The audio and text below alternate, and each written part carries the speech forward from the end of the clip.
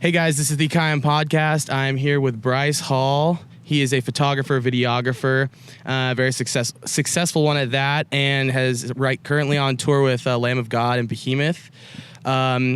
Just for fans that don't know, or people, listeners that are curious about this podcast, just let people know the acts that you've toured with, how you got involved in photography, just like a little elevator pitch. I hate summarizing yourself. talking about myself.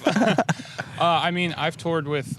There's not really one band I've actually been with for like a while now. It's weird. I just kind of like hop around from band to band. Like last year on Warped Tour, I worked with New Year's Day and Hands Like Houses, and I toured with Motionless in White, and then This Moment, and now I'm on tour with Lamb of God. And before that, Famous Last Words, I probably toured with them like the most. They're not really around anymore, but I did a lot of my like early years of like band touring and like $5 a day type stuff with them. So that's about it. But yeah, I mean, I kind of tour with like a bunch of different people. There's not really one band. But I mean, yeah, I just got started just Warped Tour 2009. I brought my camera and like shot from the front row, and eventually just got like Buzznet,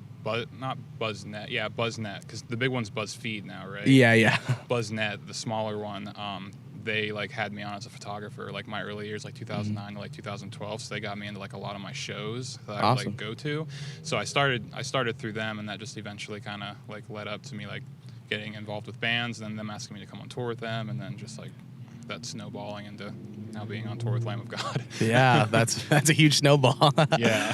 Well, talk about a little bit. You were one of the first people. You were on Wage War's like first tour nationally, right? Yeah. Oh yeah, that's right. What's it like seeing them blow up? I mean, they're huge now. Dude, it's funny because we grew up like 25 minutes away from each you're other, from Florida, and never knew each other. Like we'd been to like the same shows, grew up in like the same, like went to the same local shows, like never met each other or anything. So like when I did a tour with who was I on tour with? Why am I blanking so hard on this? The Fresh Faces tour. I worked with, I was like Fearless, right? Yeah, I was the video guy for like all those bands. So I rode with My Enemies and I, and then made friends with Wage War while we were out there on the road. And then they were like, hey, you know, our second tour is August Burns Red after this. Do you want to come out for a few weeks? And I was like, cool. You're like, no. Yeah. I got to know them really well, and I was like, these guys are like genuine people. Like they're not like any other band I've met. Like every member is like a very genuine person, and they're just like the same person I am. I feel like 'cause we grew up in like the same area. Yeah. Florida born and raised, very different breeds of people, I guess. I don't know. But yeah, I mean, dude, it's sick. Like I'm so happy for them. Like I think it's sick. Like every time they get a tour, I text one of them. I'm like, dude, that's sick. Like congrats. Like good for you, especially with a day to remember. I was like, good for you guys. And that's sick. It's extra hard too, because I feel like when I think of metalcore, I'm just like, it's dying. But I'm like, but Wage War is not at all. Like they completely prove that theory wrong of like metalcore's dying, because they are like the not picturesque like metalcore band, but they are a pretty like, you know, like they're a metalcore band. They're definitely, I don't know. I think the reason they're doing so well is because they put out their music at the right time. And I mean that in the sense of like the very old like metalcore bands that put stuff out. Like the people that hate Wage War always go to those arguments. They say like, this sounds just like, you know, blah, blah, blah band from 2001. They're just ripping them off. And it's like, no one from Wage War's heard of that band before. Like, they're writing music they think is really cool for like their genre of music. And it might be influenced by some of those bands, but they hit their music on the kids that are now growing up that didn't listen to those metalcore bands. Yeah. So now they're into metalcore, and they're like, oh my God, Wage War's so sick. I've never heard shit like this, because they haven't heard shit like this before. Yeah. The older jaded people will say, oh, this is just a ripoff of whatever. But it's like they're hitting a whole new fan base now that people are like, this is sick. And now like even with their new record, like Gravity too, it's like they're on like that radio level too. So I'm like, I think they just hit it at the right time, and just everything was planned out so strategic that it just worked. And I think, I mean, they have a really good team behind them too, and all of them are dedicated. So I think like they definitely like worked at it, and you know, just picked the right time to get it done. So yeah, they're killing it. Dude, they are. So so that tour with Fresh Faces tour, you worked with Fearless. Like you were just doing video photo for pretty much all the bands, weren't you? 4 bands, nightly content. Yeah, I don't know how I did it. Like that. And I was in the van too, so I would literally like, we would get done with the show and bus call would be, you know, whatever, midnight, 1 a.m. and I would just sit in the front seat of the van and be co-pilot for whoever drove, and just edit, and then sleep for a few hours, and then wake up and just like edit, and then Dropbox everything to people. So I mean, dude, that's what I had to do at that point. Like I knew like that tour was like, okay, like the label believes in me enough that I'm going to work for 4 bands that are completely different from each other, and I have to give them like different types of content for each band, because obviously I can't make My Enemies and I, who's like a very creepy, like horror-esque band, look like the White Noise, who's like a, you know, happy stoner drinking, like, you know what I mean? Party so band. Like, yeah, so I mean, that I knew I was like, yo, this is like my shot. Like, I have to like take this and show them I can do it, and then get my name out there. And like, I think I did a good job, and I mean, and like that just led me to like just getting more gigs with the right people, I guess. So. Yeah, I mean, that's insane, because I've just never, it's rare you hear of a photographer doing that because of that exact reason. You know, there's different aesthetics that you have to, you know, appease to. You know, even going with one band is sometimes overwhelming, because like if you have your certain style and they're like, yeah, we love that, but, and you know, people get gigs for all the different kinds of reasons. I mean, some people get it for, you know, they love their aesthetic and that's exactly what they're going for. But some people it's just like, yo, we heard you were sick and you're a cool guy to work with, but hey, we want to like work with you on aesthetic. Can you like maybe match it a little more towards this? Or and so it's just hard. I mean, did you find that difficult? Would you do it again? Yeah, I mean, dude, it was awesome. I mean, I think a big part of it too is like, you have to be a good hang too. Like, there have been bands that I've toured with that I don't like any of them, you know, because they're just not the same person as I am. But none of them would know that, you know, because I'm not someone that's going to be mean to someone or like show that I dislike someone, you know, like I'm there to do a job, and like if I get along with everyone and we're homies, that's an extra added bonus. Like, that's sick. But like, business is business at the end of the day. So like, if we're not friends, that's cool. I'm not gonna not talk to you. I'm not gonna not like be your friend, you know, as far as that goes. But like, you know, I have a job to do, and like I'm not gonna be at ends with different members or something, or you know what I mean, like or not be like friendly towards someone else and then still have to be around to them burn a with the bridge. camera. Yeah, exactly. There's no point. But like, you have to be like a good hang with everyone and like get along. Like, you know, you can't go out with a band and just be a stick in the mud. And like, I mean, if you put out good content, you know, that's cool, but also you're living with these people like 24 hours a day. So, you know, if you're not someone that's fun to hang out with, or you push your boundaries too far, or like you're annoying, or, you know, anything like that, the band's gonna be like, should we take them out next time? I don't know. It's like, you just have to know how to like adapt to the environment that you're in, and like, and do good work. And like, that's the only two. If you're a good hang and you do good work, like that's a big part of like, that you get offers to keep coming out and like keep going out with the same people, because I think that's just like your two fundamental things. Yeah. There's nothing else to look for. It's like, do they produce quality content, and are they a good person? Gem well, they're not like a stick in the mud like you're saying, then it's like a no-brainer. Like, let's go. Yeah, exactly. And I just feel like there's too many photographers that like aren't hitting that next step because they don't understand that. But also, it's really hard to go out as just a photographer. Like, I did years of like doing merch and TM and like stage. Like, I would be the one crew guy with a band that would do everything. That would handle settling. That would handle, you know, loading in. That would handle yelling at people if they weren't helping out. Like, you know, I did that for years. I made like $5 a day. I slept on like the floors of vans. Like, I paid dues, you know, and like, but that's what you have to do to like get your name out there. Like, I would do merch and TM full time, but I'd go snap photos when I could, and then show them to the bands, and they'd be like, yo, if you ever want to come out with us, like, let us know. Eventually I got to the point where bands like, no, we just want you to come out for photo and video, and I'm like, whoa, that's sick. Like, so yeah, I mean, you have to do what you got to do to like be on the road, especially if you want to like go on the road, you know what I mean? Yeah, for sure. I know that like a lot of the photographers that are killing it right now, like you and Johan and Matt Vogel and Eliot, like everyone's always like got something positive to say about like you guys as people, you know, like people are never like, oh, Johan's a dick, or oh, Elliot's a dick, or, you know, Bryce is a dick. You know, people are always just like, yeah, they're such good guys too. Like, they're just such a good time to hang around, and like they've got a good head on their shoulders. They're not cocky, and like that is a huge part of it, because there are other photographers that, you know, are getting on Twitter fights. I mean, we follow a lot of the same people. We see it all, you know, we see all the Twitter fights. I just love our Twitter fights that everyone thinks is serious, and they hit us up separately. You're like, yo, are you and Tim fighting? Dude, and it's like, no, what the hell?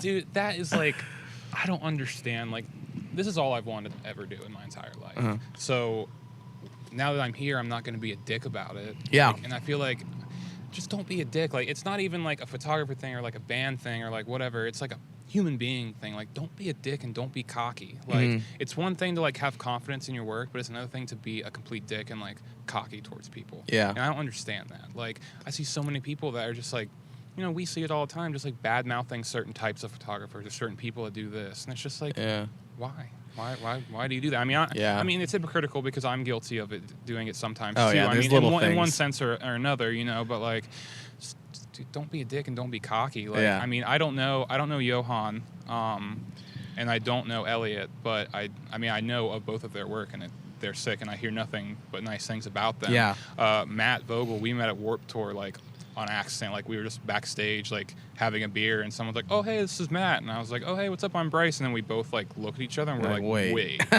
Yeah, I had those moments, too, yeah. Yeah. But, dude, so funny. Matt's sick, and, dude, is he on tour with 30 Seconds to Mars? Yeah. Oh, my God. Yeah, dude, 30 Seconds to dude, Mars. Killing it, too, by the way. That's so inspirational, like, especially with, like, Eliot, too. Like, oh, yeah, dude, Fall Out Boy. Yeah, dude, just, like, that's sick, because it's, like, it's obtainable. You know what Yeah. I mean? Like, it's not like, oh, shit, I missed my chance. Like, Yeah. it's totally obtainable. And, like, I feel like you get down on yourself a lot when, like, you do this and you're like, I don't want to stay stagnant. I don't want to keep doing the same thing. And it's like watching those guys go and do what they're doing is, like, it's inspirational shit, man. Like, that's so sick. Like, they're killing it, and, like, I hope to, like, follow in their footsteps and hopefully work with bands that big one day as well. But I mean, Lamb of God is arguably just as big as Fall Out Boy.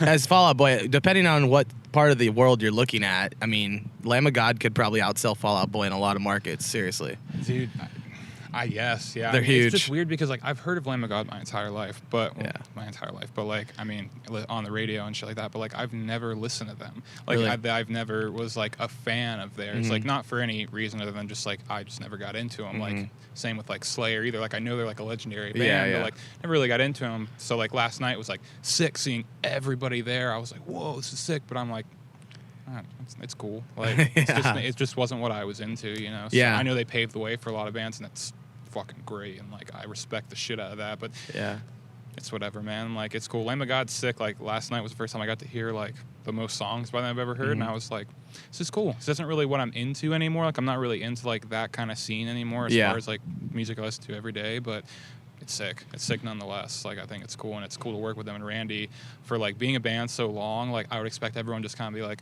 oh, yeah, just, like, play their instruments, like, kind of do their thing and, like, not really move around. Dude, Randy's jumping around the whole time. Like, he even told me right before they went on, they're like, yo, if you come on stage and I bump into you, it's not personal. And I was like, oh, you jump around stage? He goes, oh, dude, I go crazy. And I'm like, fuck yeah, that's sick. So, like, I'm glad that I'm able to, like, be with a band that has that energy after doing it for so long. Yeah. But, I mean, dude, yeah, it's crazy. Like, I mean, I've never been to the Fox Theater before, and I walk in and it's massive. So I'm like, okay, wow, they are, like, I didn't really know what caliber they were at, but I mean, like, okay, this is sick. So, like, I'm stoked on it, Yeah, and another thing, too, isn't Randy, he's a photographer as well. I was at Ozfest 2 years ago, and someone was like, oh, yeah, dude, Randy from Lamb of God is just in the photo pit, like, you know, like, I got to chat with him for a little bit, blah, blah, blah. He's, like, taking pics for, like, Slayer and Slipknot, and it's so funny. Has he talked to you about photo? I mean, I know you've only been on with them for a day, but we met briefly last night just before their set. Like I said, yesterday was super weird, just hopping into that. But I met him briefly, like, right before he went on, and we were just like shooting the shit for a second about cameras. He shoots on how do you pronounce it? Leica? Oh, Leica. Leica, yeah. Those he shoots on that, and I was expensive. like, whoa. I was like, I've never even touched one of those. He goes, oh, well, that's going to change. He goes, you can shoot with it if you want. And I was Oh, my like, gosh. okay. And then, like, I was telling him about, like, because I brought my drone out, and he was like, you have a drone? He goes, we got to mess around with that. And I'm just like, all right, cool. I'm like, and that's sick. Like, I'm glad to, like, have that kind of, like, interaction still. It's like, I hate jaded band people. Like, same thing. Like, don't be a cocky asshole and don't be, like, a dick. Yeah. They're definitely not. I mean, I've only met them one night, but I mean, from what it seems like, they're not that way at all. And, like, everyone from I talked to yesterday was like, dude, they're a great camp, great people. So I'm like, I'm looking forward to, like, getting to know them and do that. But I'm glad that he's a photographer too, because, like, now we can just go, like, shoot the shit about photo stuff. So. Well, back to the topic of photo, not necessarily cutting it. Like you said, you had a lot of different things that you cultivated beforehand, before going on tour for photo and video. And that's just, like, an interesting trend that I've been seeing. I just want to pick your brain about it because, you know, this guy, Gibson Hazard, that everyone's seeing, I mean, he's a genius. The kid's crazy. He's insane. I listened to, like, an hour and a half long podcast with him, and he was talking about how, like, photos just not cutting it anymore because so many people, like we were just talking about before this, like, this is filmed on an iPhone, and, like, how crazy the camera is on these things. A lot of people can, like, get by just having an iPhone photographer or whatever, and, like, some of these, you know, like, Instagram bloggers, like, they've got just, like, a little point and shoot, and they, like, do great stuff with it. But video is a lot harder to kind of copycat because it's not just something you can like, find a filter and slap it on. Of course, there are presets and whatnot. Especially for Gibson's work. Yeah, exactly. Especially for Gibson's work. It's very hard to replicate. So, I mean, what do you think about that? That like video is becoming such a primary thing now that bands are looking for as opposed to photo? I mean, I don't know if I 100% agree with that. The only reason I say that is because like I've thought a bunch of times of like, dude, I'm just gonna go buy like an FS7 or something and just like completely move into the video world. Like, but photo's still something that's so quick and something that's so bread and butter that like I feel like it's faster to get content out. Like the way I work is like I shoot photo and video all night, and the first thing I do is I go and I edit all my photos and send it straight to the band, and that takes me like between an hour and 2 hours to do. So edit all my photos, send it over. Then I start working on video, and I feel like photo is so bread and butter and easy to edit because you do just kind of slap a filter on and do your little tweaks, here and there. But like, it's so easy just to like get them a photo real quick so they can post. I mean, bands do want video, and like I have thought about that, but I feel like the bands I work with still want photos too. Like they still want someone to shoot photos, especially like, I mean, if I was taking like, if I was like taking shitty photos and then doing excellent video and the bands were like, yeah, let's just do video, then I would totally move. But I feel like my work, I don't know how to say this without sounding cocky because I don't mean it in a cocky way, but like, just like, I feel like my photos, especially like in this moment, like they really stood out from every other photo that I'd seen out there because I just feel like people, for those kind of bands, I feel like people to come and shoot them besides a couple, because I've seen a couple that are like, this is better than mine, like this is sick, but like they're very simple edits. Like a lot of the arena photographers, I feel like they're very simple edits. The old guys. They're not the dad. They're not trying to do weird things. They're not trying to like lower the blacks and up the contrast, or they're not trying to make super bright, vibrant colors. Like they're trying to photograph exactly what they see and give it. And don't get me wrong, that works for. I mean, I see a lot of magazines that post. They want those kind of images. They don't want the artsy stuff. They want the very vanilla looking photos. Yeah, and that's fine. I mean, that's cool if that's your thing. Like, go for it. But like, I'm not. I want to make stuff look and stand out. And I feel like with my photos, bands like it just as much as my videos too. So I don't want to just limit myself to only doing video, even though I'd love to just take all my time and do video and like focus 100% on that. It's just too easy just to like go ahead and take my Sony and be like, taking video, oh, this is a cool photo moment, snap a few photos, edit it, give it to them, because it's still content. So it's like, because I go out for more of like an overall content thing. Like I very rarely do I get hired on. It's like, okay, we just want photos. Like I'm like, I'm going to do everything I can to like give you exactly what you need. And if you need more, let me know. If you don't want that much, just let me know. You know? So I don't know. Like I said, I don't know if I 100% agree with that. But I mean, dude, that Gibson's one of the reasons I thought about doing video full time, because I'm like, yo, this kid is like sick. He's learning so much. Like, and now with like YouTube and everything, you can learn whatever. Like I was trying to figure out how he did the city replicas. Oh yeah. And like I went and like found out that it's in After Effects. And, like I watched tutorial after tutorial, and like, dude, they're like hour-long episodes of like just explaining like the little stuff you have to do just to make like the base of it. And I'm like, good for him, man. Like good for him for going and spending those hours and like learning and actually like wanting to be better, because it's so hard. Like it's so easy to get like stuck, especially like the first stuff he was putting out was sick. If he were just stuck with that, he'd still be like, still light years ahead. Right now. But the fact that he's still wanting to learn more and do more, like, dude, that kid's a monster. He's going to go super far. And, like, he inspires the shit out of me. And I'm like, I want to get better just because I'm like, yo, I need to be putting stuff out like him. Yeah. Like, not copying him, but I need to be putting out content that, like, is comparable to his. Because, like, that kid's sick. So, dude, good for him, man. Like, that's inspiring as shit, too. Yeah. So, have you heard of the dude from Lyrical Lemonade? His mind is escaping me right now. He's this just, like, standard-looking white dude. Cole Bennett. Or Cole something. I think Bennett. Yeah, Cole Bennett. Dude, that name sounds super familiar, but I don't know if I know who you're talking about. He's basically been doing like all the music videos for like Lil Pump, Lil Skies, like Wiz Khalifa. He just did one with Wiz Khalifa. Dabney? No, it's Cole. I know who you're talking about. Yeah, Cole something. Yeah, but he runs Lyrical Lemonade, and he just like started off doing music videos, and now he's just killing it. And I'm just like, dude, I don't see why Gibson Hazard isn't giving him a run for his money, like just going straight to music videos. Like he always talks about like, I can't, Gibson tweets like, oh, I can't wait to get my 100K like music video, like get a 100K budget for a music video. And I'm just like, bro, you should be thinking bigger than that. Like you're that good. Like you should be thinking like 300, 400K like music videos, like no problem. Yeah, dude, I think I mean, with him, like, I see him tweet that stuff, too, and, like, that's super, like, admirable. Like, yeah, dude, don't do it until you get the money. But at the same time, like, dude, you're putting out shit that's, like, above everybody right now. Like, I know you don't want your first music video to be something, like, shitty, but, dude, the shit he's been putting out now could be a music video. And it would be fucking amazing. So it's, like, I don't think he should limit himself to, like, not going ahead and trying to do music videos now and, like, trying to give all these, like, big videographers that are doing all these music videos like a run for their money, because he definitely could.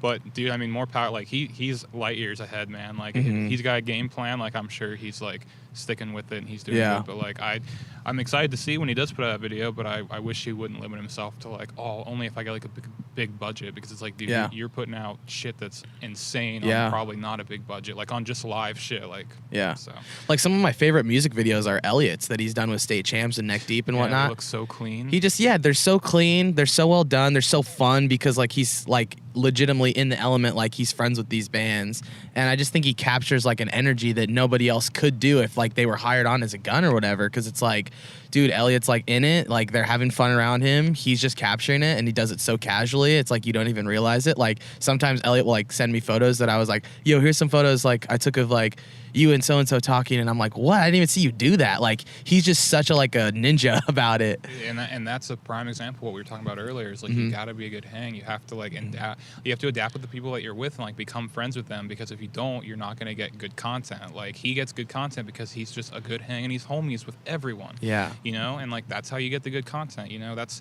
like, dude, I have so much content from bands that like from like Motionless, for example, like I'm never able to release because someone wasn't in makeup or this or that or whatever. But it's like I get the cool hangout moments that hopefully will be released like later on, way later, that no one else gets, because it's like I'm in with them, you know, friends with all of them, like just hanging out, you know. It's like compared to like, you know, someone that just comes in and isn't really friends, they kind of get, you know, uptight around them and they don't want to like be themselves because they're like, oh, cameras around, you know. With me, it's like they don't care, you know. They like will act even weirder when I pull my camera out, you know. And it's like, and that's the kind of stuff that you want with your bands, because then you get actual genuine content, not like stiff, uptight, like here's me drinking out of a Solo cup. Yeah, exactly. So I think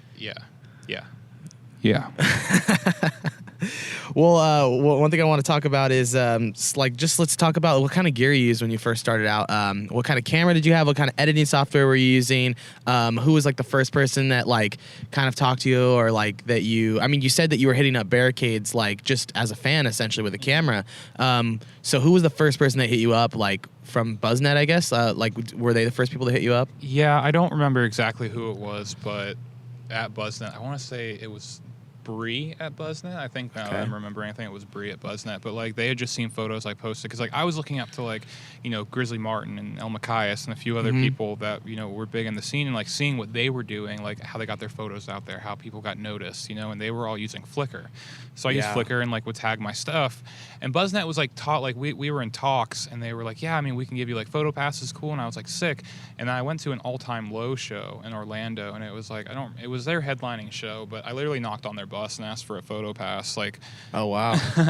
Damn. Yeah, because I went to the show, and like for me and my mindset, and I think I was like 15 at the time or something, like my mindset was I have to shoot this show, and that'll be like my audition to be on BuzzNet, because I thought BuzzNet was like the biggest thing ever, and like I just wanted my chance to get in. So like I brought my camera with me, didn't have a pho pass, and I was like, okay, I'm determined to talk to them, and like knocked on their bus, and like luckily like their TM, Jack and Alex, were both coming out, and like I was just like, hi, my name's Bryce, I want to shoot for BuzzNet, like, I'm a photographer, blah blah, like just word vomiting everywhere. And their TM's like, okay, yeah, no worries. Like looks at the guys, and they're like, yeah, that's fine. And they're like, yeah, dude, no worries. Like, what's your full name? And I was like, oh, okay, and like gave him my full name. No way. And got a photo pass, and that's crazy. And that was the first time I ever shot like indoors at a show. But my friend Christina Gunn, I don't even know if I'm saying her name right. Oh my God, I haven't seen her in forever. She's gonna kill me. I think it's Christine Gunn. She was a photographer around like the Tampa area too. She does like a bunch of hockey photography now for like the Lightning and everything. But she shot a bunch of shows too. And like,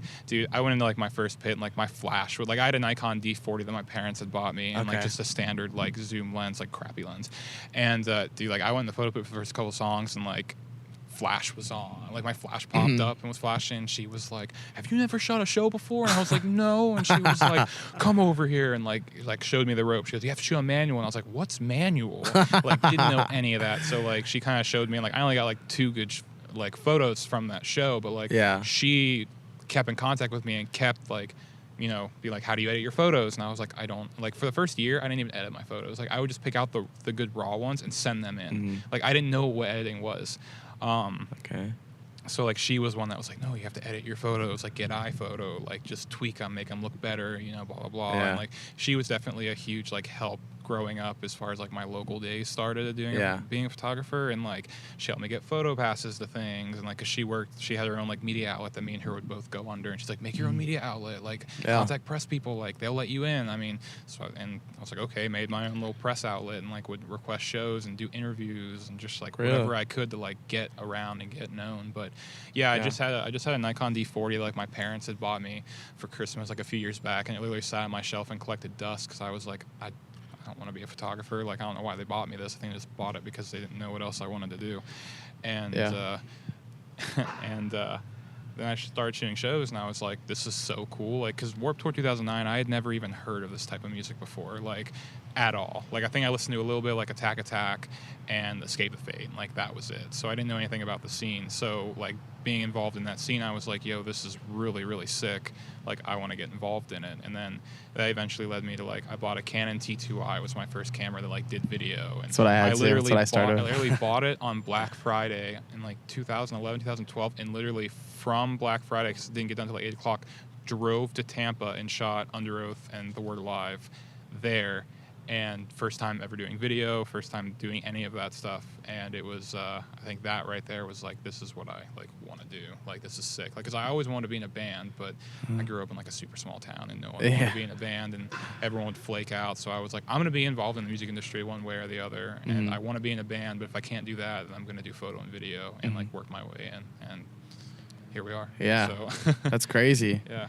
So you were editing with iPhoto for a bit then. You were like just tweaking minimal tweaks. Yeah, I was just doing iPhoto and like I think iMovie. Like I only had some like I had already some like knowledge of video only because like I used to be the kid that would like in middle school like rip music videos off of YouTube and then make like compilations and put them on YouTube and like I did that with like Fall Out Boy, My Cam, like just like all my favorite bands like back in the day.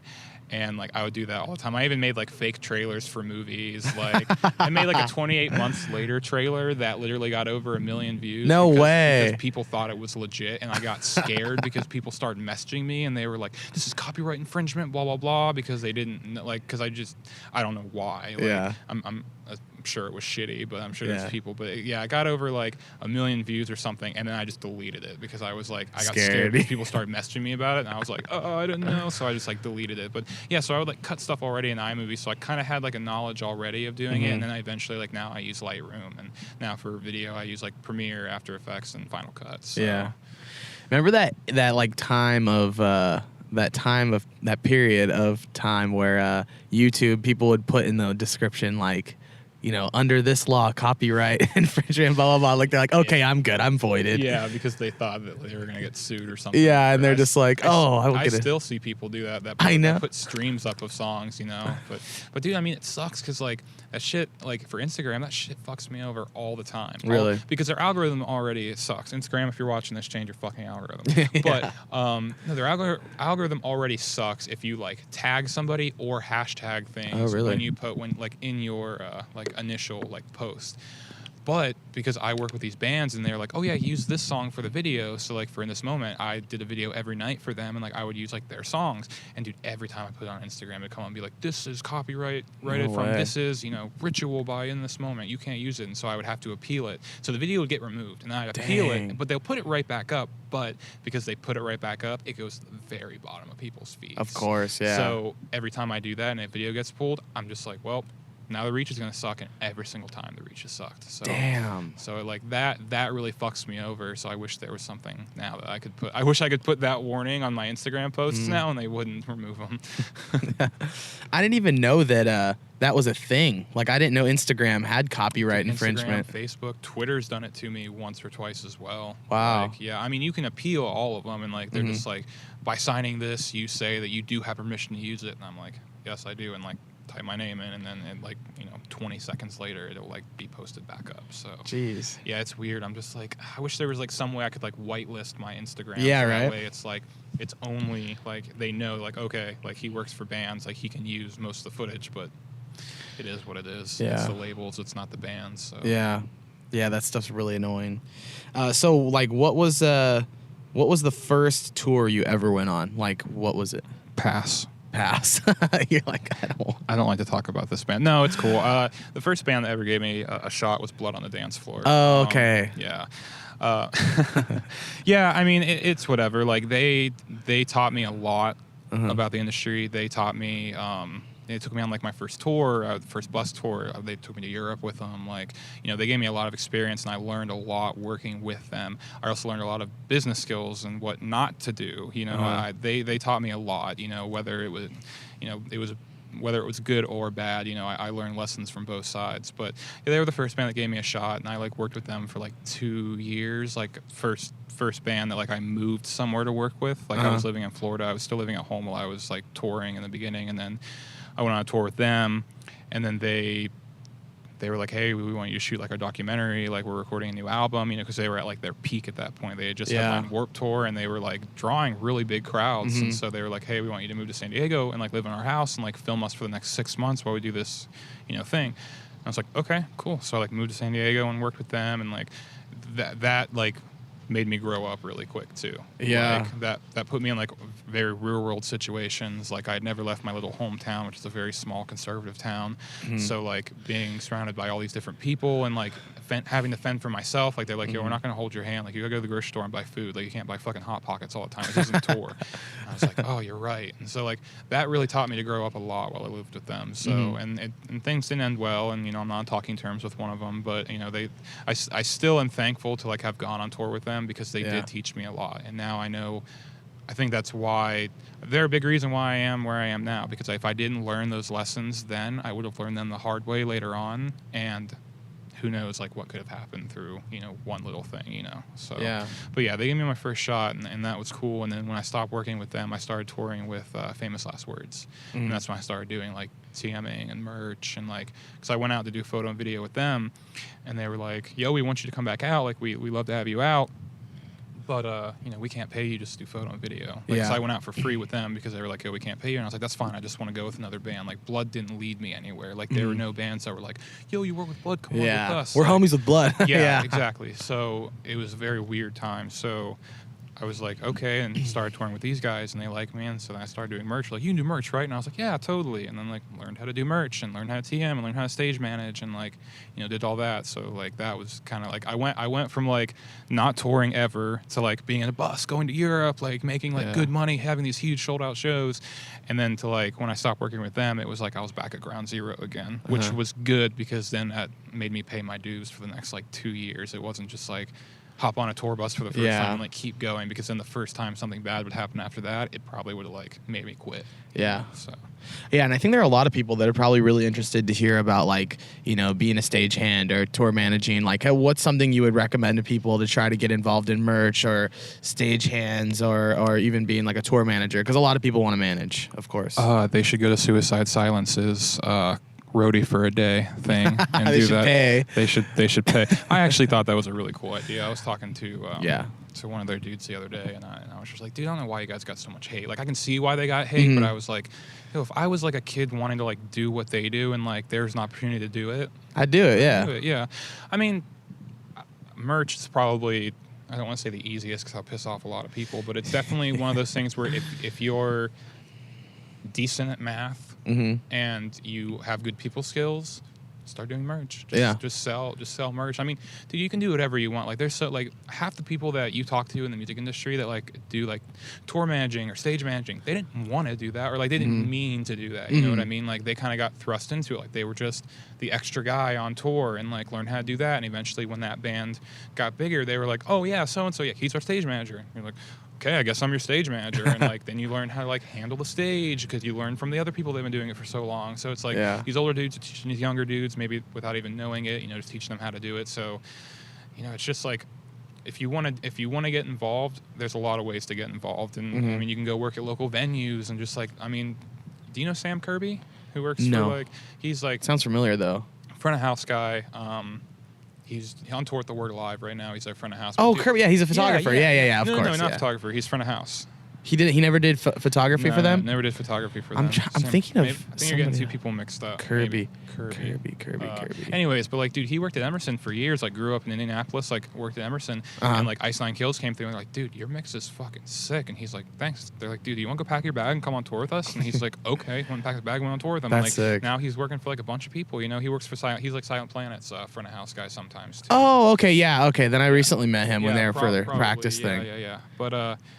But yeah, I mean, like, if you want to get involved, there's a lot of ways to. You just have to, like, be willing to work. Like, it's not just all fun and games, especially in, like, the crew side of things. Like, yeah, it is fun being, like, around the band who's also having a good time, but, like, you're there to make sure the band's time is easy. Yeah. The band is there to have it, to, like, go on stage, do their thing, and then not have to worry about anything else afterwards. So your job is to do everything else. Just to worry. And if you're just wanting to party or you want to smoke weed or just drink or, you know, whatever, like, not doing your job, you won't make it. But if you actually go out and bust your ass and, like, be like, yo, I actually want to do this, you'll get far. Like, there's so many people I know touring right now that, like, same thing. They just wanted to do it. They started out doing merch, and then they started TMing because the band didn't have a TM, and you know, so on and so forth. So it's like, if you want to get in the industry, you can. You just have to, like, be willing to bust ass and, like, sleep in vans and, like, be broke for a while. Like, that's how it happens. Not with everyone. Some people get lucky and, like, they get right on that, like, good start. And good for you to those people. That's sick. But, like, you're going to have to bust your ass. So if you want to get involved, you just have to want to get involved and know you're going to have to work hard to do it. Yeah. And that's another thing I want to talk about that's a huge thing is, like, there's a lot of controversy around, you know, is it ethical, or, you know, other people bitch about other people doing it, is going on tours for free. And so there's, like, kind of like a split down the middle of, you know, like, don't ever do it, like, know your worth. And then there's people that are like, be realistic. You have to do some tours for free to get your foot in the door, maybe at least a couple, you know, one or two, and then see where you go from there. But I'm so glad you brought this up. Yeah. So what do you think? I mean, stop thinking you're good enough to not go on tour for free, especially if you're just starting out. Like you said, I see so many people online, they're just like, pay your photographers, play blah, blah, blah. And it's like, yes, people should pay their photographers. But if you're wanting to start in an industry that you have no background in at all, only for shooting local shows, you can't be that, I don't know the word, is it jaded or arrogant or whatever, to, like, expect, like, the first offer you get from a band to be super high paying. Like, I did tours for free for, like, a year. Like, that's why I started doing merch, so I can make a little bit of side money. But, like, you can't just, like, approach a band and be like, hey, I've never gone on tour before. Pay me lots of money to come on tour because my worth is worth more than, you know, free or whatever. That's the thing. It's like, you have to be willing to go on tour for free to show people what you have. Like, like, ask any concert photographer that is touring consistently and putting out good work and keep moving up. Like, you have to work for free sometimes. That's not saying that, you know, every tour you do should have to be for free. And also to band dudes and managers and shit, like, if you want to bring a photographer out, like, do not expect them to work for free. As a photographer, be willing to work for free to get your name out there and get out there. But as far as managers and bands go, like, if you're going to offer someone to come out with you, at least offer them, even if it's something small, like, we'll give you a buyout every day. Like, that's worth more than being like, oh, you can come on tour and be on tour with us. And I know too many band dudes that have that mindset. They're like, oh, yeah, well, we can just bring so-and-so with us. They'll do it for free. And I'm like, well, you just offered me to go on tour with you and offered me money. Yeah. And I turned it down because I'm already busy. So now you want to bring someone else out because they'll do it for free and you can save money? Like, like, dude, like, even if you offer them a little bit of money, like, at least offer it to them, you know? And then if you go on tour and they put out bad work and they're not worth it, then, okay, you send them home and say, hey, you need to, like, this isn't good. Like, we don't like what you're doing, you know? But you also have to have, like, if Band A wants to take you on tour and you're like, oh, yeah, I toured with so-and-so, chances are they're going to call someone over there if they know them and be like, yo, how is it working with, you know, blah blah blah. And if they say, oh, they don't do the best work, or they're not fun to hang out with, then you're not going on tour. But if they're like, dude, they're sick, they're great, you should take them out. Cool, yeah, we can pay you this much. Like, why don't you come out with us? Like, it's hard, man. Like, I get it, and I know this is like, there's a whole, like, I don't know if it's like a generation thing or whatever, but there's a whole group of people that just like, they want to hit up their photographer buddies, come take photos, and not offer to pay them, you know, because it's like, oh, well, you can get good stuff, and it's like, you don't want to be associated with those people because they obviously don't respect your art, but like, just know that like, if you want to get into a new field you haven't been in, you do have to do some stuff for free.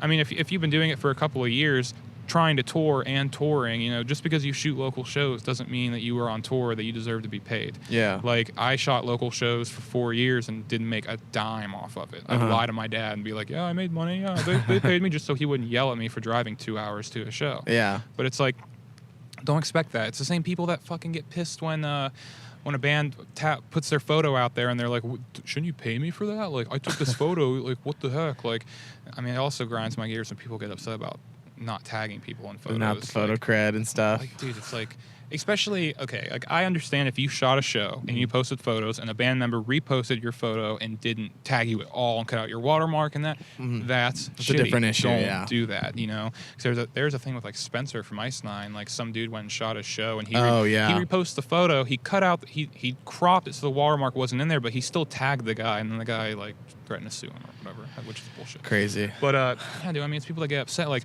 dude, I'm taking photos of Lamb of God, you know? If they decide to post my photos without tagging me or giving me credit, who cares? They're paying me. You're getting the job paid, is done. Like, I do not need the clout or whatever. I don't need more followers. Like, I don't care. I'm here to do my job. Like, I will post on my personal page so people who see it can do it. But I mean, it's like, most bands and these do tag me. Like, they tag me in a bunch of stuff. But it's like, if they don't, I'm not going to get butthurt and bent out of shape. And if you go online and bitch about not being tagged in a photo that they paid for or whatever, or like even make a big deal about a band member not doing that, you're making yourself look like an asshole. Yeah. And you're making yourself be like, oh, okay, well, I know who I'm not taking. Yeah, he's that type of person. Yeah, dude. I mean, I get it. There's being very what's the word, protective of your stuff and like being like, no, this is mine, like, you should not do this, and I applaud that. That's great, but like, know the way to go about it the right way, which is like emailing them, maybe not putting them on blast on social media. Email the manager, publicist, somebody. Reach out, just be like, hey, like, they repost my photo, like, I love it, thanks for reposting it, could they maybe tag me, you know, they didn't pay me for the photos, but I'm still willing for them to use it. That's the way to go about things. You don't just jump straight at people's throats and like. But that's like, we're in a social media age where they think that if they do that, they'll get results. But it's like, yo, you doing that, even if it goes viral, it's not making other bands be like, hell yeah, I want to take them on tour. It's doing the opposite. So it's like you're digging yourself in a hole that you're not going to be able to get out of. Yeah, and I think a lot of photographers have almost like made a name for themselves of being that person. Like, all they do is bitch. And it's like, well, what do you think's going to happen when like all you're known for is like going at bands' throats? Like, bands aren't going to want to work with you. I mean, dude, I've seen it. I've been with bands that are like, yo, we don't want so-and-so coming and shooting the show because they're going to get pissed if we post anything, and we're not going to post anything of theirs. So we're just not going to bring them out. And it's like, damn, like, it sucks. It does suck. It sucks to see people that like, people get talked to that way, like, about that way between band members. But it's like, I mean, I guess if you're putting it out there online, I mean, it will get seen. Like, just because someone doesn't like it or retweet it doesn't mean they didn't see it. Yeah. So it's like, you're making a huge impression on yourself by what you post online, and if you're just constantly bitching and all that shit, like, no one's like, those bands are gonna be like, well, I don't want to work with them. Like,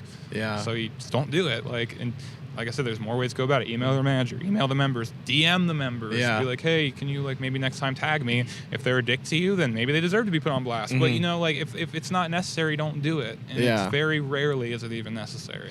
Yeah, one of the things, I talked to Eliot about it one time, and I was like, man, what do you think? Because Justin Bieber posted 3 of his photos with no credit. And I was just like, you know, man, I don't even, like, because he doesn't care. Eliot's like, I don't care. Like, that's not why I take photos, for the clout or whatever. Exactly. And I was like, okay, that's a perspective. I was like, but I think people like me and everyone else, we're just curious to see how many followers you would get when someone with like 90-something million followers posts like your name in a caption. You know, like, I'm just curious. But anyways, one of the things he said that was really interesting was, he's like, I've never gotten a job based off of someone crediting me on a photo. Like, that's never been a thing. And I was just making sure it was going. Sorry. And he was like, I've never gotten a job from that. And it's always word of mouth. It's always also multiple factors, like we were saying. It's how good you are, and if you're a cool guy. It's like most people, they ask bands if I'm just a cool guy. Like they've seen my work, they know it, they're familiar with it. They're asking about how I am as a person, and that's the reason why I get jobs. He's like, not because, you know, people credit me or whatever. He's like, if Justin Bieber really loved my photos and he was curious, I'm sure he'd ask Jaden, you know, like, yo, who is that guy that took those photos? And something would happen. And dude, and I bet you he did still gain a lot of followers, because those fans will go and look and be like, yo, he's in a photo with Jaden. Jaden posted that photo. He tagged the photographer. Exactly. So, yeah. I mean, dude, especially someone as big as Bieber, it's like, I don't care. Like, just the fact that individual posted my photo is like, that's sick. And I mean, maybe it was his manager that posted it, or maybe it was actually him. Who knows? But dude, I've read an interview or listened to a podcast with Eliot on it, and he says the same thing. Or maybe you post. I don't remember. Did he do an interview with you? Is that? No. We were supposed to in April, but he I don't know if he ended up coming into town or not. But I remember him saying that, and he's like, maybe he tweeted it or something, but he's like, I've never gotten a job based on my portfolio, and like that spoke a lot of volumes for me, because I tend to get very caught up in like, I need to redo my website, I need to like make this look good, like I need clients to go and look at it, blah blah. But it's like lately I've been like, I'm more concerned about making my Instagram look good, because it's been like this for a while, that people want one click and to look at your stuff. Like they want it to be quick. Managers don't want to have to click 14 links to go view your profile. It's been like that for a while. I mean, I got told that by a manager when I was trying to be on Warped Tour when I was like 16, you know, like when I was just emailing every band and being like, please take me on tour, and they're just like, it's not the way, you know, to do it. Like, you know, so hold on, I just lost my train of thought. Oh my gosh. No, you're good. I'm sorry.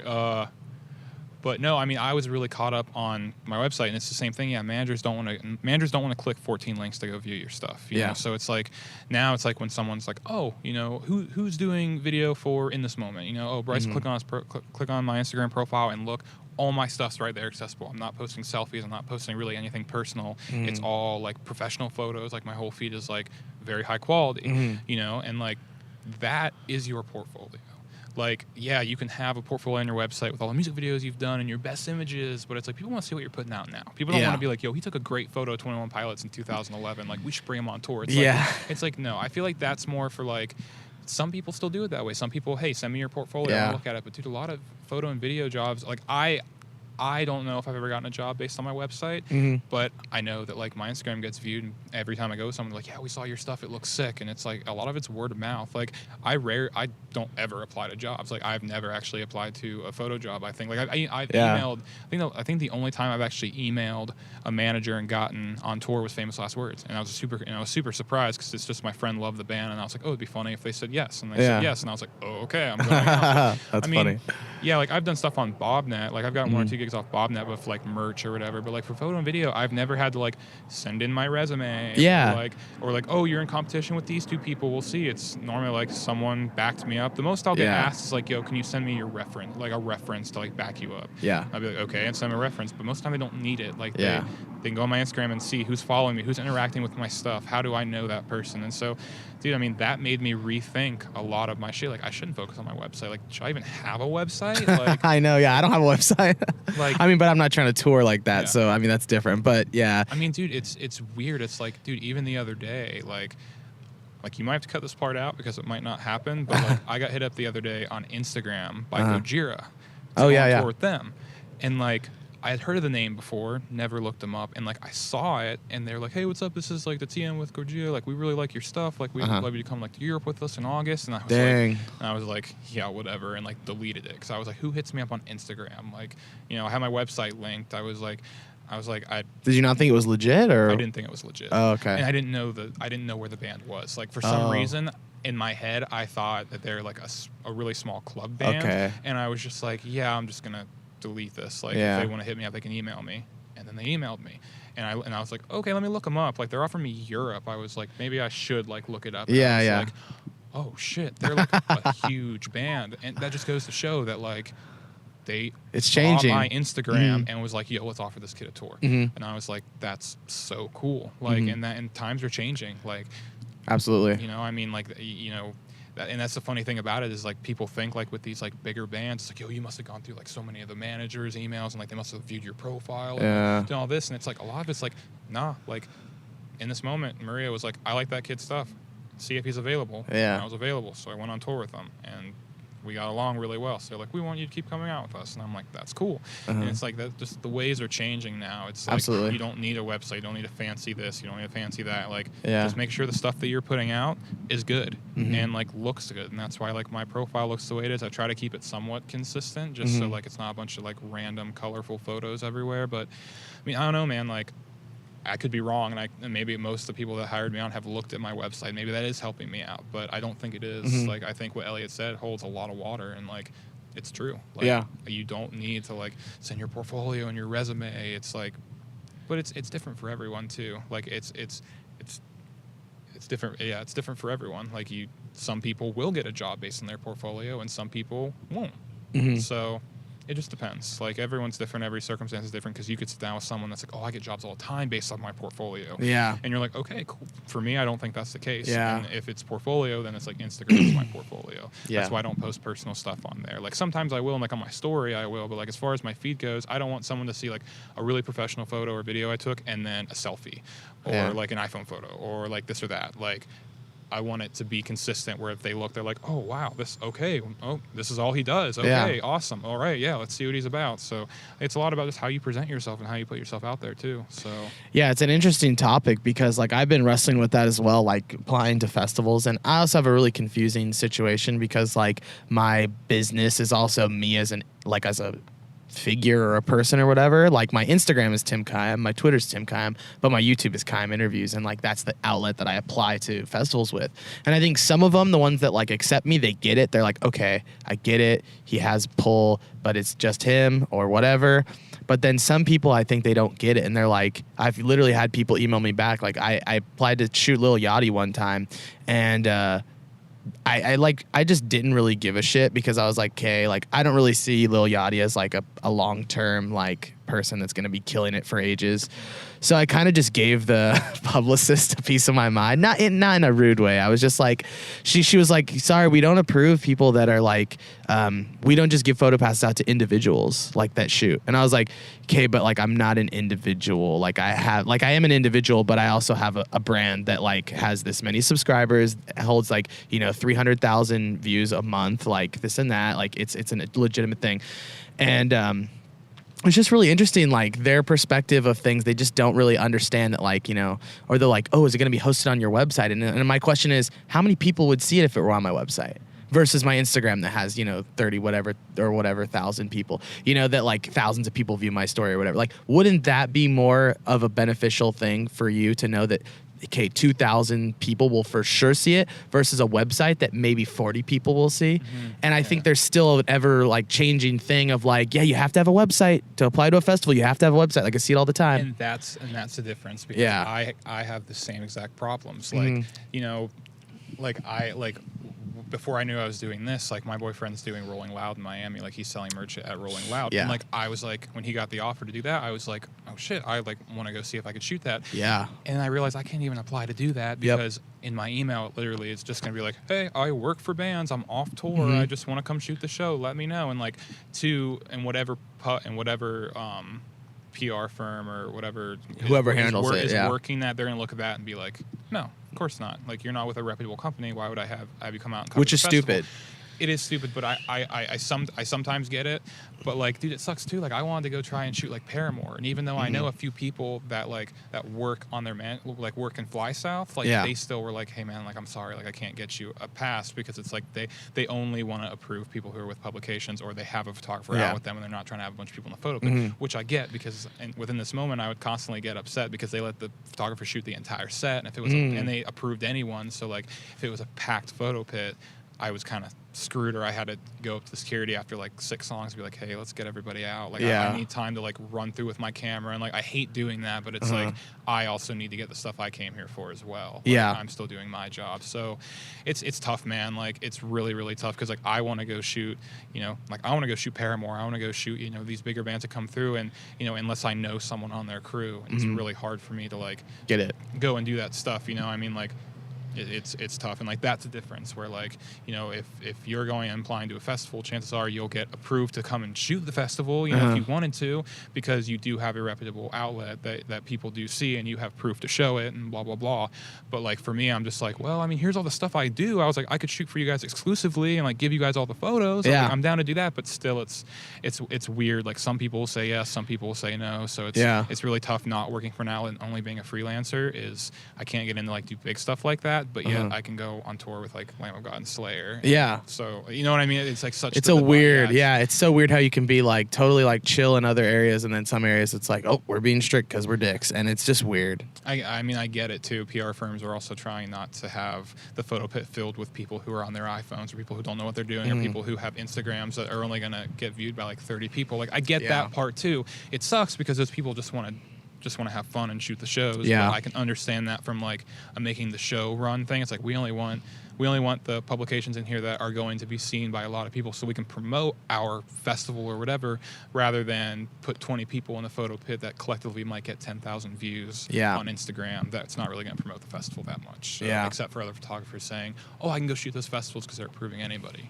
Yeah. So I see both sides of it, but I mean, it does suck because like I would love to go shoot these bands on my off time, like while I'm home, and unless I know somebody, I can't. So yeah, it's a weird thing. Yeah, it is weird. So what was like the first show that you shot and it transitioned? Like, so you said you got your first tour with Blood on the Dance Floor. Did you ever shoot Blood on the Dance Floor in Florida, like as a local show, or how'd that? I shot them at Warped Tour. Well, because Okay. I graduated high school in 2012, and then as my like senior trip or whatever, we were going to like Jamaica or Caribbean, somewhere like that.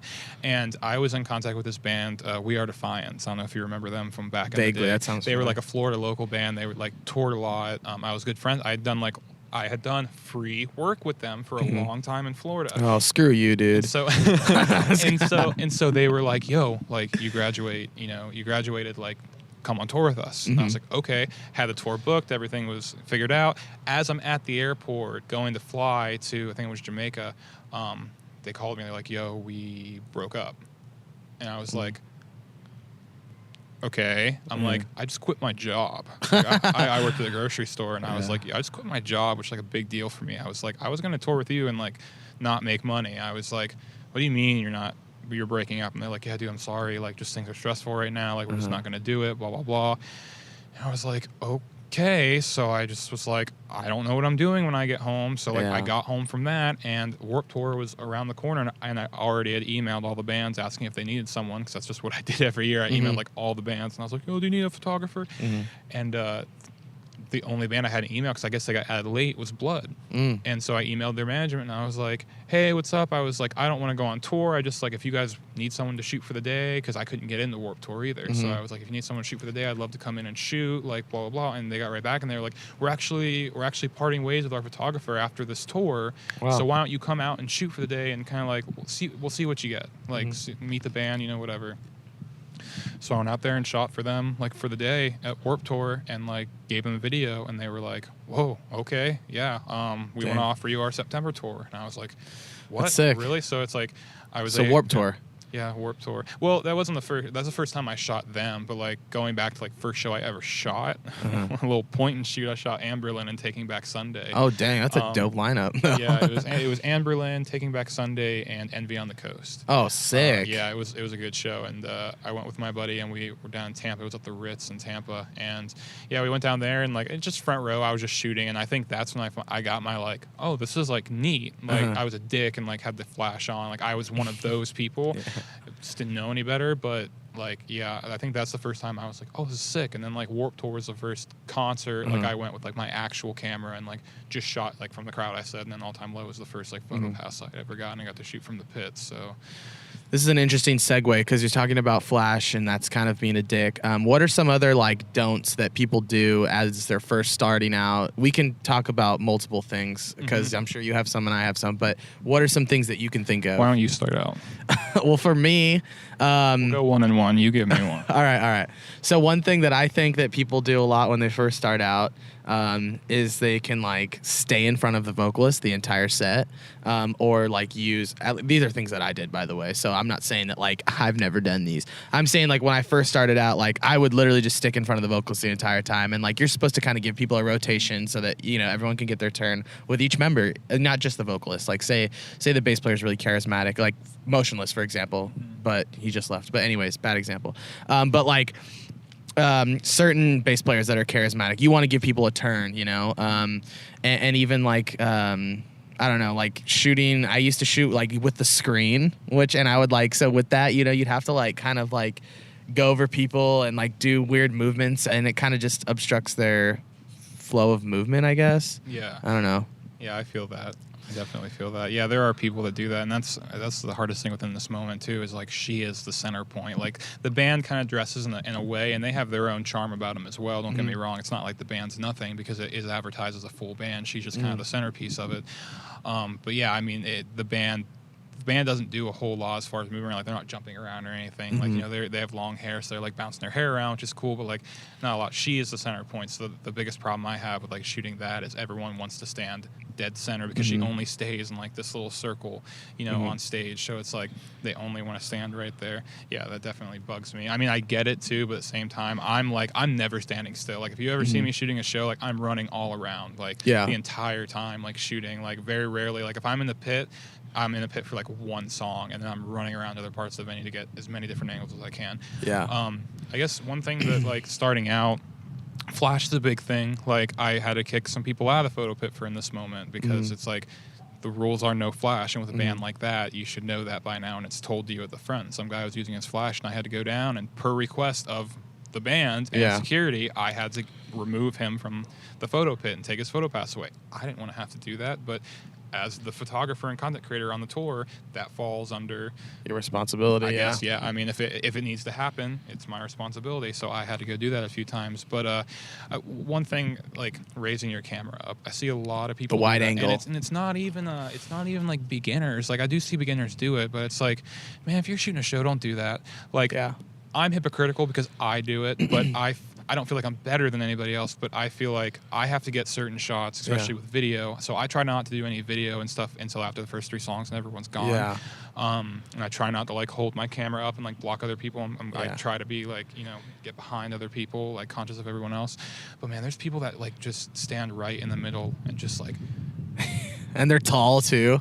Stop being tall. I know. That's my problem. Bryce. 6'4". I know. I feel bad for the fans sometimes because I'll stand to like get a certain shot and like I'll just hear them behind me like, oh my god, and I feel bad, but at the same time I just want to turn around and be like, shut up. Yeah. I'm here to work. Yeah. I'm here to watch a show. Yeah. But just don't lift your camera up, like beginner or not. Like especially if you're in the very front. If you're in the back and you're trying to get above the photographer's heads to shoot, if you're not blocking anybody, go ahead and do it. But man, there's too many people that you're already dead center. Like I'm this far away from you on stage, and I'm still trying to get like that right in your face angle. And like I said, if you're the only person in the photo pit and you're not messing anybody up, go for it, I guess, as long as you're not pissing off the band. But like that's one thing that just like drives me crazy. And I don't know. Yeah. In general, I don't think wide shots are that appealing to look at from the barricade point of view either. Like I'd say, like from a crowd point of view, it's cool to see. Well, it's a small show, unless it's a small club show where the crowd's like not very big. Then it's like, okay, you only want to see the first couple heads to show there were people there. Yeah. But like you just want to showcase the band. You know? And like people do such a good job at that. Like it's so great. But yeah, I mean, as far as starting out, it's like just. Yeah, make sure you're not getting shots from the back of the room if you're on a small club tour. Like, it does nobody good. Like, even if you took a good photo, it's like, oh, yeah, but there's not people there. Yeah. You know? Like, if it's a meet and greet or something, yeah, it's cool because it's an exclusive thing. But, like, if 10 people show up to your show, maybe shoot them from, like, behind the 10 people and, like, try to zoom in a little bit. Let's not just get that there's only 10 people coming to these people's shows because that doesn't do anybody good at all. Bummer. Yeah. Have you ever like had doubts, or has this moved so quickly that you didn't really have time to think about doubt because I doubt all the you doubt all the time? You're like, that's one of my like very bad mental struggles I have to deal with all the time. And like, dude, it happens. Dude, everyone feels that way. Yeah. Remember, you felt that way. I felt that way. The guy down the streets felt that way. Like no matter, like it's human nature. Like you're going to doubt yourself and you're going to be like, what am I doing? And dude, like Warped Tour, the year I worked for AP, which is 2016, I think. Great summer. I love working for AP. They were sick. It had nothing to do with them. It was just, I was at that point where I was like, I don't think I want to do photo and video anymore. Like, I was literally thinking about just stopping doing it. Like, I was like, I'm going to join a band. Like, that's what I really want to do. Like, I'm not going to do this anymore. Like, I don't want to do it. And, like, I went on tour with, after that, like, I went on a tour with the Somerset because I, like, went home and reset, and I was like, okay, I'm good. Dude, first day of the Somerset tour. Again, band is great. It had nothing to do with the band or anything like that. The band's great. I love touring with those people. Yeah. It was just mentally, I was fucked up. Like, I've been cussing. Is that cool? Yeah. Yeah, that's like, cool. Okay. Fuck yeah, dude. Fuck yeah. I was fucked, man, the first day of that tour. Like, there's a certain point on certain tours where you reach and you're, like, kind of counting down the days. Like, I'm ready to get home. Like, you know, blah, blah, blah. But, like, it was first day, and I was like, I should not have come out to do this tour. And just every day was just, the minutes ticked by so slow. Like, I just wanted tour to be over so bad to go home because I was like, this is not fun for me anymore. Like, I felt like it was more of a job than like, my passion. Yeah. You know, and, like, I had to go home and take a break, and like that's a big reason why I went and worked for AP, because I was so burnt out on touring that I was like, I need something else. I need to start doing something else. Like, I can't just sit here. I was in San Diego. I was like, I can't just sit here and not work, especially when rent's so fucking expensive. Yeah. Like, I need to go and do something else. And then AP offered me, you know, to come and work for them, and I was like, my lease was up, and I was like, fuck it, whatever. Yeah. Drove from California to Ohio and started working for AP, and then. And then that reset me. And again, AP was a fantastic company to work for. I have nothing but great things to say about everybody there and the whole time I was there. But, you know, I left after, you know, like 6 or 7 months of working there because I reset myself and I was able to, like, refine my passion. Like, I was like, I don't want to be working a 9-to-5 job in, like, a cubicle, you know? Yeah. Like, even though it was a super laid-back environment, it's super, super chill, it's a full-time job. Yeah. You know? And I'd been on more the than roads. full time. Yeah. Like, you're living it, you know? It's hard. And I had been on the road so long that, like, I was almost, like, conditioned to, like, not like being in one place very long. So, you know, I started to, like, hate it. Like, I loved the job, but I hated just, like, the consistency of everything. Like, I did not like consistency. I don't like consistency as far as, like, me being stagnant in one place. Like, I have to constantly be on the go. That's how I've been my whole life. So that kind of made me refine my passion and be like, okay, touring is what I need to do, but I did need to take a break. Oh, you were working at AP in the office? Yeah. Like editing okay, all right. I've been working for AP for a while as far as like freelancing goes, but no, like I moved there and worked in office. Like I was there for like 7 months, like every single day going in and like, and it was great. I loved working there. I made so many connections. Like I got to learn so much new shit.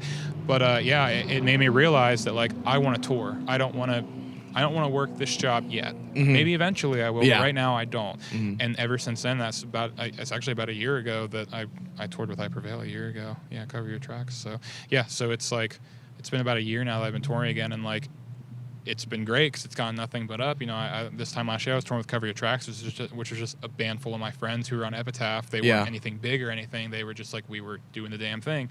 And now, you know, a year later I'm on tour with Lamb of God. So it's like, I'm happy that things are progressing because I don't like to stay stagnant. I see too many people who just stay on the same level. They stay stagnant. They only work with bands at a certain caliber. And it's then like, they stop. Yeah, and then it's like they get bored and don't want to do it anymore. The band starts to go down and they have not made the connections to go out. Like, that's the thing. If Lamb of God were to like be like right now, be like, hey, we don't need you on tour anymore. I'd be like, okay. And I could call, you know, anybody else and be like, hey, I'm not on tour right now. Do you guys want me? Yeah. Cool. And like, fly out and do that. You know, it's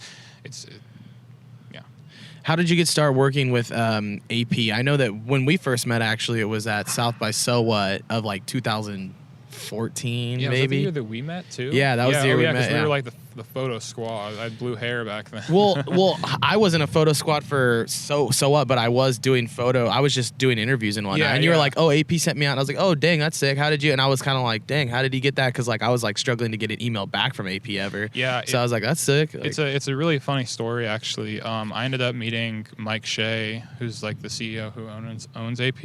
I ended up meeting him through like a mutual friend in Blood. Yeah. And I didn't know who he was. Like we were hanging out. We went to dinner one night. All came back. You know, we went out to a bar, came back, and like just hung out, talked. Like it was just a good time. Like I had no idea who he was, so it was just like whatever.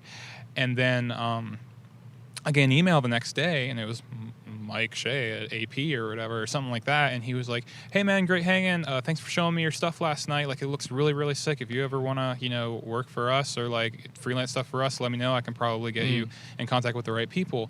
And I was like, freaking out. Because I You're was like, what? Because I listened to, I like, you know, got their magazines. I watched all their interviews, all their like sessions they would do. Like, I was a huge fan, and I was like, I didn't even know that was him. I was like, oh my God, that's so sick. Like, it was so cool. I think it was like we met through like one of Blood's managers or something. Like, we were having like a meeting about a music video, and he had come out because they were going to do that story on them in AP or whatever. So did that, and it was like really, really cool. And I was like, this is really cool. So, I mean, from there, it's like, I think I just emailed him like my portfolio or whatever, and was just like, hey, here's my stuff if you ever need anything. And I don't think they did. They never needed anything, so I didn't get hit up for like the longest time by him. Like, maybe like 6 or 7 months went by or whatever. And then I was posting that I was going to be at So What, and he hit me up and he was like, yo, we need a photographer for So What. Like, do you want to come out there and do it? And I was like, well, I'm only on Saturday. I was like, but I can stay Sunday if you need me to. And he was like, yeah, cover Saturday and Sunday for us. And as like a backup guy, and their main guy that went out there actually got removed from the festival on like or something, I don't know, got into a fight with a security guard. I don't really remember what happened, but he got let go. So they were like, yo, now we need someone, so hey, can you take over the Instagram? Like, can you take over the Instagram and post all your stuff? And I was like, oh, okay. And like started doing that, and then that just kind of built the relationship up of like, okay. And I did like little freelance things through them, and then eventually got offered the Warped Tour thing, just because like I did video and content for them for like a while since then. They were like, yo, do you want to do Warped Tour with us? We want to bring out 3 people this time, have you and Nick go out there and just like tag team it and like put up great content. And I was like, sick, okay, let's do it. So that's what we started doing, and it just kind of, you know, snowballed from there as far as like me working with them. So that's awesome. I think of Warped Tour as like such a good breaking point for a lot of people, like you and Ryan, Ashley, a lot of people, like, because they can handle multiple bands. It's a great setting for that. It's a whole summer, so you get to know them, and like we were saying, it's like a lot of getting to know people and like knowing that you're cool. So it's like, you know, maybe you're not shooting for a band, but they're sharing a bus with them, or they always go on their bus to smoke weed or whatever it is. You can like get to know them, and they're like, dude, that guy's actually sick. Like, yeah, and his work is actually pretty good. I've been seeing it, like, you know, through proximity and through time. They eventually see your work and are like, dude, yeah, he's actually good. So what do you think it's going to be like for photographers when like Warped Tour is said and done after this year? Like, how do you think it's going to be harder for photographers to break out of that ceiling? Or I think it's getting harder for photographers already, just because there's so many people, and so many people are wanting to tour, and so many people are wanting to make it their full-time job, which I applaud all of them. I hope it works out for every single one of them, because it's sick. I love this job. Like, the fact that I can do this full-time and not literally, I go home and I don't have to do anything. Like, I don't do anything. But like, yeah, I mean, it's getting harder because there's just so many people wanting to do it, and, you know, there are people undercutting other people, and there are people being shady towards other people, and that's what I don't like about the industry, and I think that's why it is getting harder, because too many people are trying to have that mentality of like, I'll step on anyone's back I need to get to the next level, which is the worst mentality to have. Like, it might work for some people, but it's just not right. Like, it's like, it goes back to being a human. Like, just don't do shitty things. You know what I mean? But I don't know, man, because Warped Tour might be ending, but it's not going to be over. Someone's going to pick up it, whether it might not be called Warped Tour anymore. Like, they might just do, like, I'm thinking they're going to do something like Warped Weekends, where they'll do like self-help kind of. Yeah, something like that. But like, dude, somewhat like, that's the thing, is like, there's people that like once Warped Tour announced they were ending, or before they even announced, because everyone kind of knew that it was going to end soon. Like, there are people that are like plotting, and like, there's someone that is already gathering next summer's information to put on a huge tour that's going to do the exact same thing Warped Tour did. Maybe not to the scale. Maybe they're going to try to do bigger. Maybe Danny Wimmer is going to try to, like, that's going to be his start in touring, and he's going to actually put on like the big summer thing. Who knows? But I don't know, because it depends on who takes it over. Like, I do think it's going to hurt some photographers, because there's plenty of people that like get approved to shoot Warped Tour, and like that's how they get known, or they go on Warped Tour. But those kind of festival tours are always going to happen. Like, with Mayhem and Warped being over, something's going to come up. Some other festival is going to happen.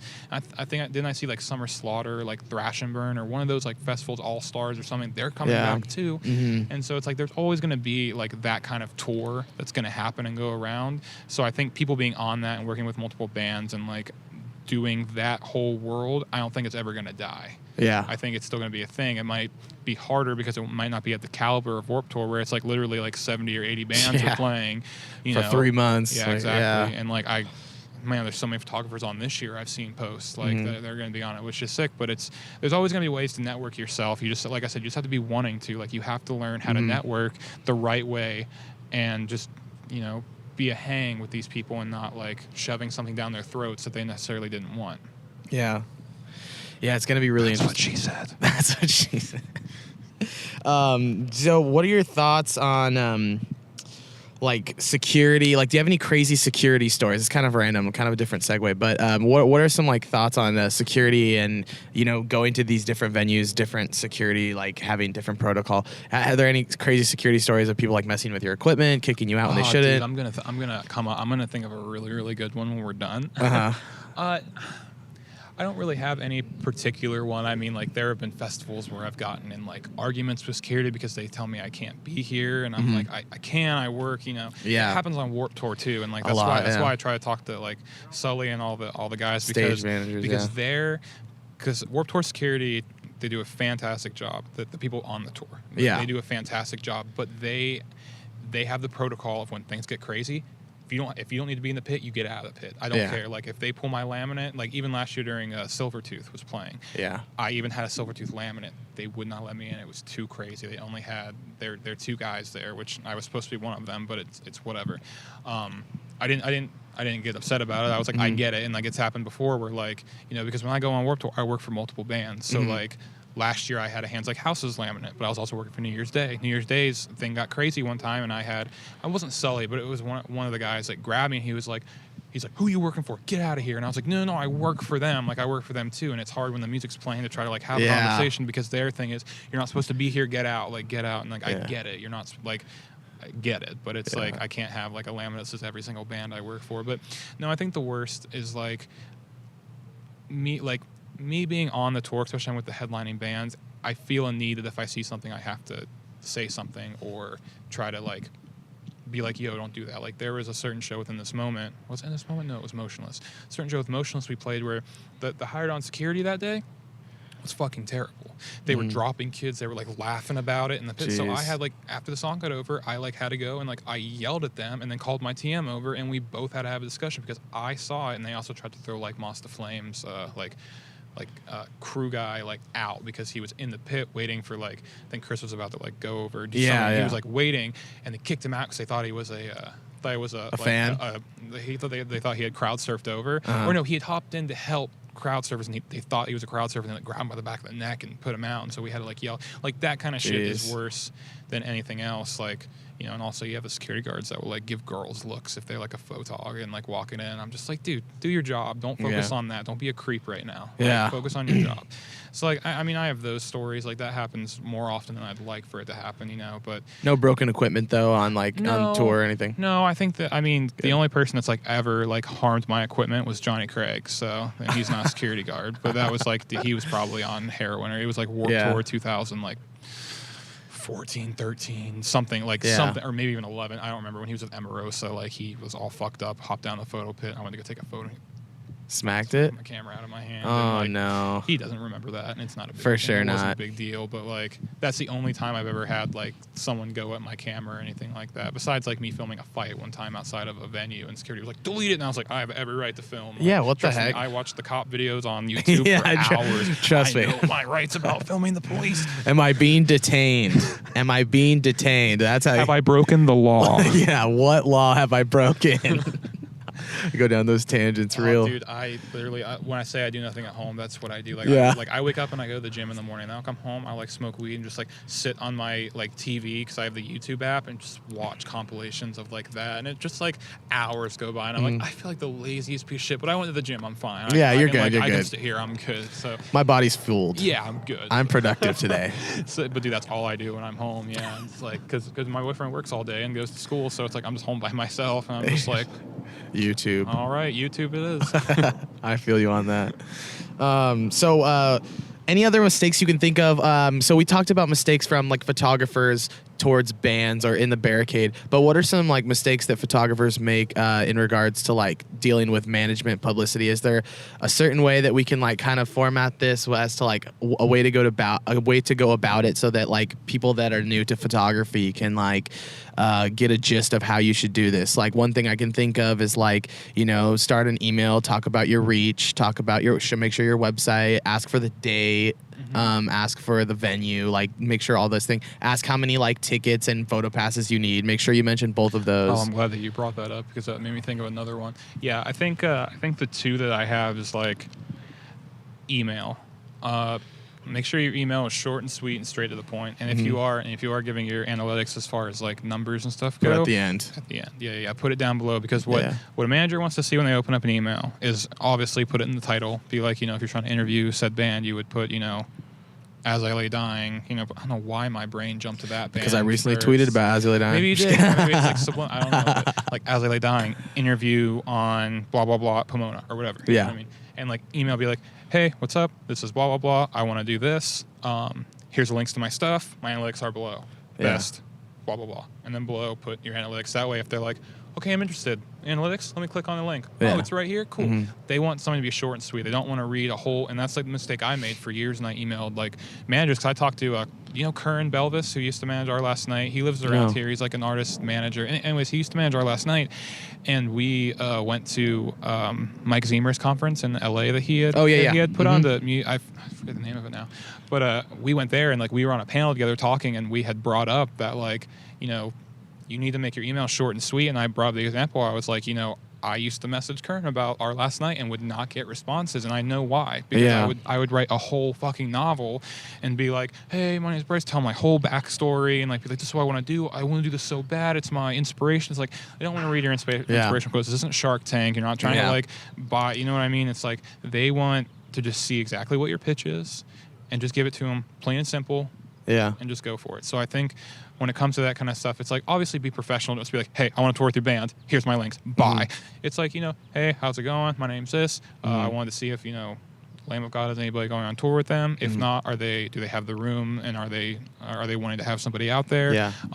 Here's my portfolio, or here's my links to my Instagram, because in that case, I feel like you should put like your website and your Instagram if you're applying for a job like that. And then, say, adios. This is what I want to do, and send it off so they can like read it and be like, okay, this is what the kid wants, not like, oh, I have to read all this, nope, delete. Like, and that's what happens a lot. If they see an email like that, they just delete it, because who was it, like Derek Brewer, who manages Dance Canada Dance and Vila Maya or whatever. He even tweeted, he's like, well, just deleting all the emails from photographers I've got because we already got somebody. And I was like, I bet a tour like that, like he just get hits up constantly. Someone told me for I'm not going to mention the band because I don't want to like out them, and I don't know if I'm supposed to say You can this. tell me after. Yeah, I'll tell you after. It's a secret. But there's a certain band that they're on Warped Tour. This was last year, and they said that their manager got like 500 emails from photographers asking to go on tour with said band. And I'm like, okay, first of all, I'm mind blown that 500 people are photographers like that know about Warped Tour and want to go on it and know how to email a publicist and supply like the needs to apply for that position. And I'm also so interested that if they do know that they can do that this specific band has a set tour photographer and has been their tour photographer since like the beginning stages of this band.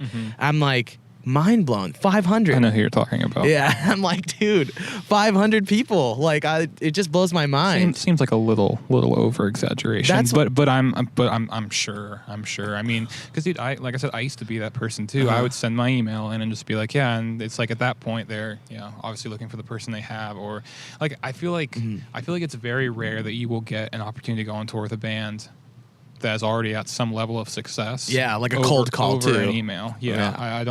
I feel like if they need someone, they're gonna go and ask people that they know personally to recommend somebody, not like Joe Schmo who just decided to start photography and email. So it's like, I guess that's another thing to like add on to like what not to do. It's like, of course, aim high, like shoot for the stars, but like obviously don't email Green Day and ask them if you can go on tour with them, because it's probably not going to happen. Because they're looking for, unless you have like a fucking amazing Instagram or portfolio or whatever, and they're like, yo, let's bring this guy out just because, because I think that's how. Never mind. I don't want to say what I was going to say next. Okay. I don't want to mention someone.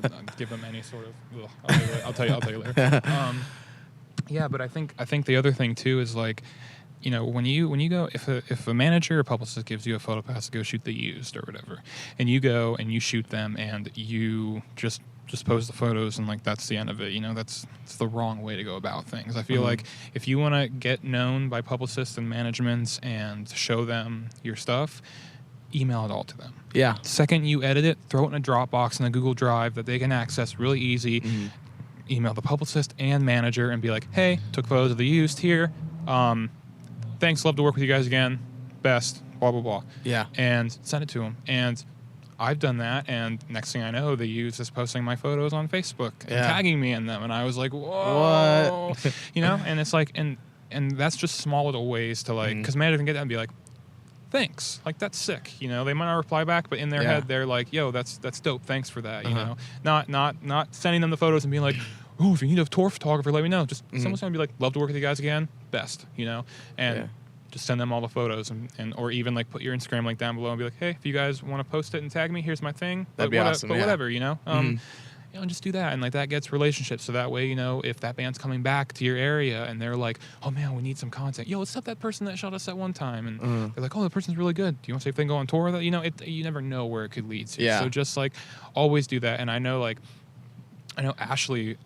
Ashley had told me this too, and she was like, yeah, you send the email, like send them an email, and then you should not post those photos until you get an approval from them, which I'm kind of back and forth with, because like when I sent them those photos, I didn't get a reply back, and I was like, really want to post these photos. Yeah. So I just went ahead and post them, but then it turned around they went ahead and did that. But she's right, with some bands, she also has a huge following too, does, so that's I think on a different level. Like, and I'm sure she's toured with some people who would prefer that, be like, hey, let's approve everything like in this moment. Needs approval, and that's fine. And like with most bands, like even with Motionless, it needs approval. So, I get it, because they have a very strong image that they're trying to uphold, and I respect that. And as a hired employee, I have to respect it.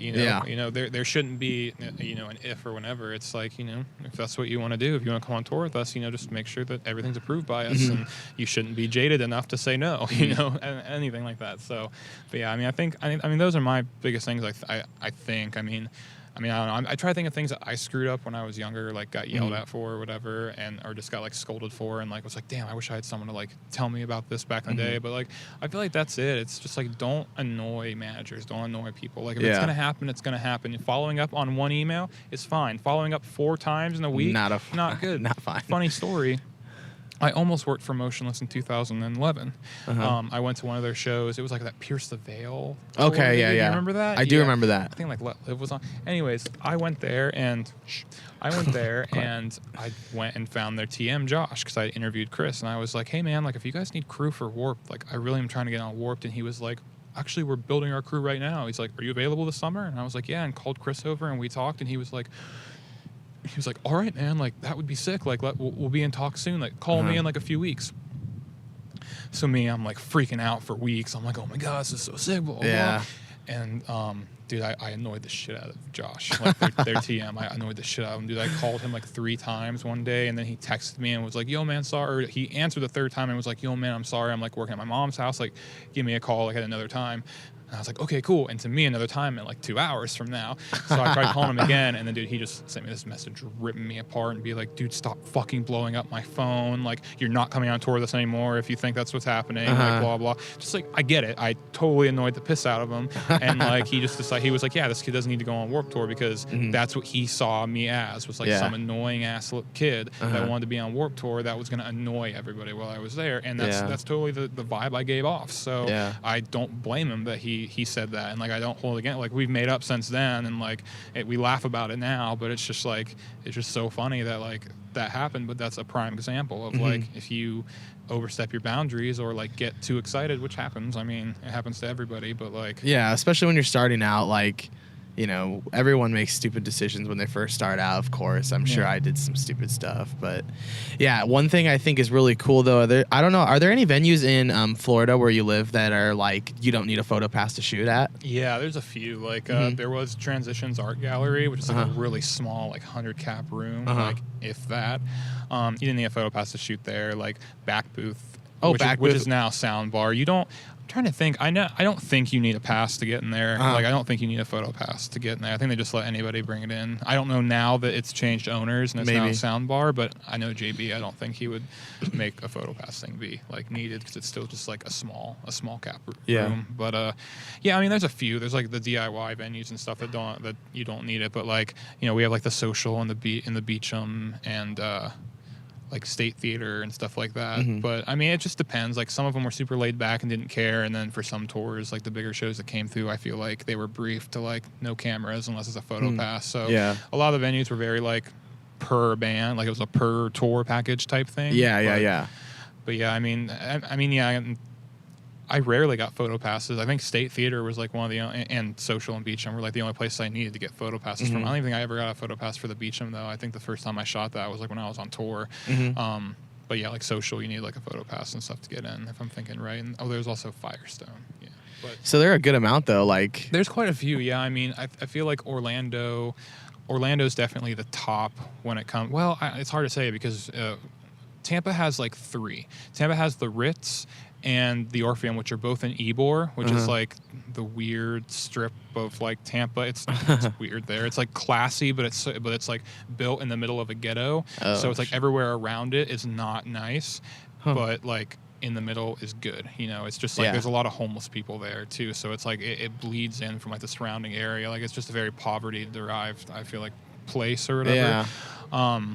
But yeah, and then it's like a high, classy, like ritzy fucking like place, like right in the middle of it. You know, tattoo shops and like nice restaurants and like this nice venues and things like that. But yeah, there's like those, and there's State Theater, which is like St. Pete, but it's like right there. And then there's like 4 or 5 in Orlando. So, and those are the ones I went to because I lived about an hour and a half from both of those places. So I would just drive to either Tampa or Orlando just to shoot shows. Sometimes Gainesville, but Gainesville only really does like, have you ever heard of Fest they do up there? It's like ska and like pop punk, but like old school pop punk, not like not like this punk. Yeah. So I just bring it up because I think it's so cool that like if people want to do photography and whatever, like they have no excuse if there are these venues that exist and like your favorite band's playing there. Like I ended up going on tour with Atreyu, which was like my favorite band when I was in 8th grade up to like until I heard Seosin. So I literally all I did was I was the only person at their reunion show at Chain Reaction, and I just brought my camera, and like that was the first show I ever shot. Damn. And I was just like, dude.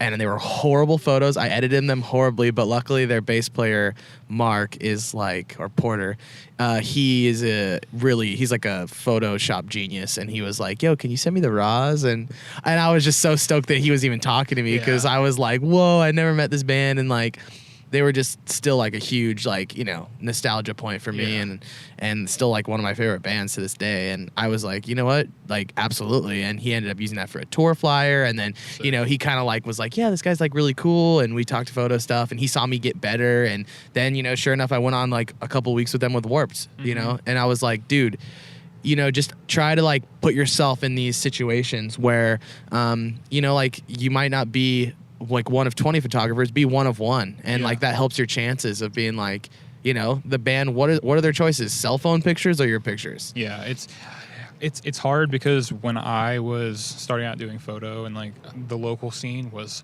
thriving. There were shows every like 2 or 3 shows every week, like so many local shows, and now it's not so much in Florida. Like I rarely see local shows go on, which sucks because it's less and less people. But I mean, you're right. I mean, if you want to do photo and you want to do concert photography, it's not hard. Like you can find venues that don't. Yeah. You don't need to bring one in or like try to sneak it in. Put it in the bottom of your backpack if you bring. You know what I mean? Like that's like for Warped Tour, I thought I had to sneak mine in, and I don't think you need to. No, you don't need to sneak them in for Warped Tour. Like they'll let you bring them in. Yeah. But I snuck mine, like I put it at the bottom of my backpack. It was on top, so when they saw, they were like, oh, the clothes are at the bottom. That's the end. Yeah, it's whatever. So yeah, like I snuck my camera in, even though I didn't have to sneak it in, and like shot. But like if you want to do photos, like if you want it bad enough, you can do it. And like, that's my biggest thing is like I've only wanted to ever tour my entire life, and I wanted it so bad that I was willing to do whatever it took to like get to this point. And like now I'm at a point I'm super happy with, and like now I'm looking to see what the next steps are going to be, But like if you want to do it, you can do it. You just have to want to do it. You can't be like, well, I want to do it, but I can't do this. But tell me how. Give me like the recipe. Yeah. It's like don't make excuses. Just do it, man. Like, that's literally all it takes. Like if you want it bad enough, go and get it. And like I feel like that's what every person that has some level of success press or whatever it would say, you know, 'cause Yeah. it's true. If like you want something bad enough, You just do it. You can do it, you know. You just have to, you know, learn from your mistakes and don't take it too hard. And I know photographers that take mistakes way too hard and they just give up on themselves because they're like, well, I'm never going to make it now because so-and-so from so-and-so band told me to go fuck myself or blah, blah, blah. And I'm like, oh, it's nothing. Like, you're going to find a band that thinks that dude's a dick and just like you because of that, you know? Like, so, yeah. So shout out. So if you want it bad enough, you can definitely get it. We just have to want to do it. Yeah. So 100%. All right. So last question. I just want to talk about how can people keep themselves like into their own brand? How can people stand out amongst all these other photographers? We talked about how there's hundreds and probably thousands that will apply to Warped Tour bands or have already for this summer. What are some like things that you think can help keep someone separated from the group of what is photography, concert photography these days?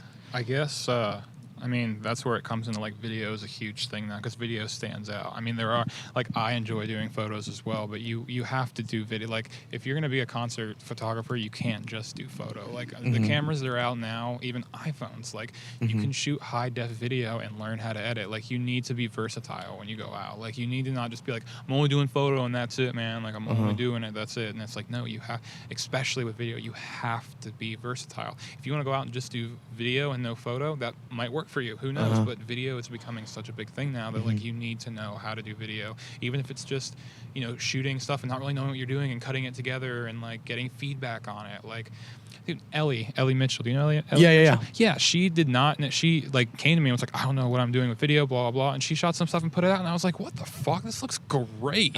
Like, I even texted her. I was like, this is sick. What do you mean? Like, this is so good. Like obviously there's room for improvement, but there's room for improvement on everything. Like, yeah, of course. And I was like, this is so good. I was like, keep doing this, you know? And like, you have to be versatile when doing it because you're just not going to get, like, people are like, well, I could either take out you who only does photos or I could take out this person who does both. Yeah. And they're willing to do both. And it's like you'll get outvoted, you know what I mean? Like, so you just, I think too, like a lot of the photographers or a lot of the people that are doing video for these bands are like primary photographers. So like a lot of the videos kind of like some of them suck. Like I'm sure you've seen plenty of like tour videos that are like very basic edits, very like, you know, like the shot's there for too long. It's very boring, like things like that. Bad color correction. It sucks because it's hard to find that line of like, when do you, if you're buddies with that person or know them, do you hit them up and you're like, hey, and say like, yo, like that didn't look very good. But it's at hard. the same time, who am I to judge what looks good or not? If the band likes it and he likes it, then go for it. Like that's yours. Like that's your art.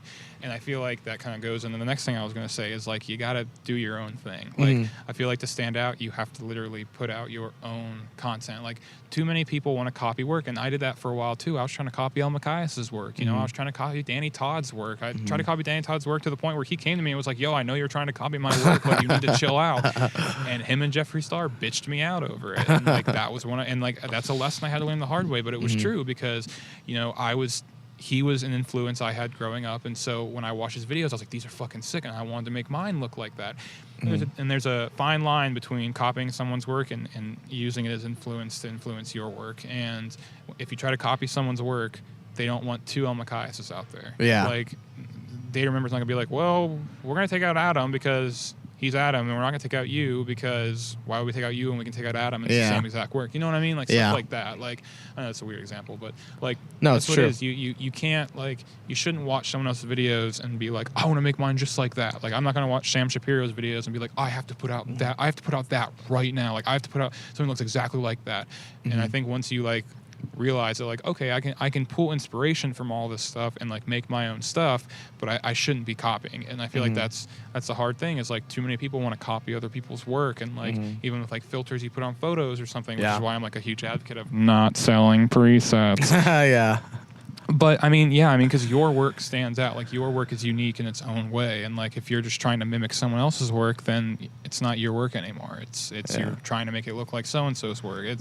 I don't know, it's weird, but I feel like if you want to stand out, you got to do your own thing. Like if you're like, wow, people aren't doing a lot of fisheye photos now, well, buy a fisheye and do some stuff. You know, make that your thing. Be like, that person takes sick fisheye photos, or this person takes sick whatever photos. Like, find your niche, or find out what makes you unique, and just do it, or just fuck around with stuff. Like, it's sick. Like, you can do whatever. Like, you can have any kind of style you want. Just make it your own and own it. You know, if someone accuses you of copying and you literally did not intend to do it, then you have nothing to worry about. But if like you're trying to copy someone's work and someone calls you out for it, like I did, you know, then it's like you have to live with that. Like, and you have to know that like they're watching you, and like you could have just made a dent on yourself as far as like, you know, how they think of you. And like, luckily I'm still good friends with all those people, so it's not a big deal. But like, you know, it's, you know, it can come and bite you in the ass, and I've learned that firsthand. So it's like you need to make your work stick out and not try to like mimic someone else's, because it's not going to do anybody good. You know?